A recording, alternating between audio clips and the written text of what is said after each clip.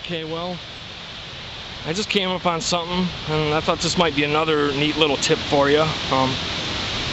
You know, people go out in the woods and they go deer hunting, they try to find deer runs, and around here there's more human runs than there are deer runs. So it's kind of hard to determine whether something is a deer run or if that's just a trail that people are using.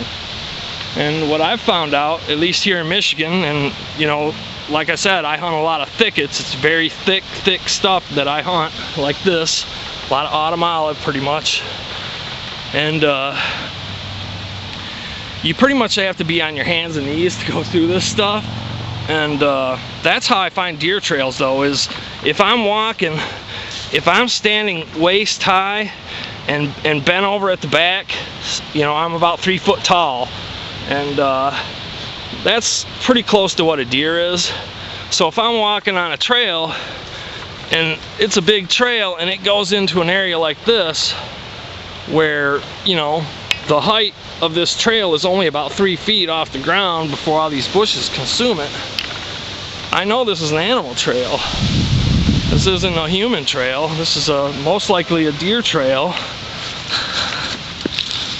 I mean, I can easily find out if it's a deer trail just by pushing aside the leaves and looking for impressions in the mud. And you can't make it out.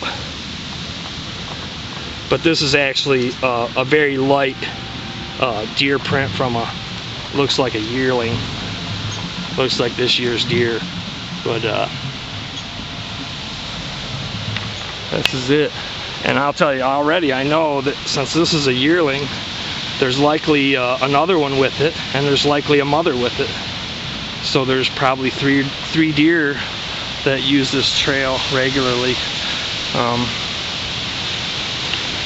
And if I were hunting a buck, you know, I could maybe set up, I could look around this area and try to determine where these does are coming to and going from, and try to get an idea where the buck is or whatever. But that's getting more into it than all that. But that's pretty much it. I just wanted to show you the trail, a true deer run, because deer runs, you know, through thickets are only going to be about 3 foot high, shoulder height on the deer.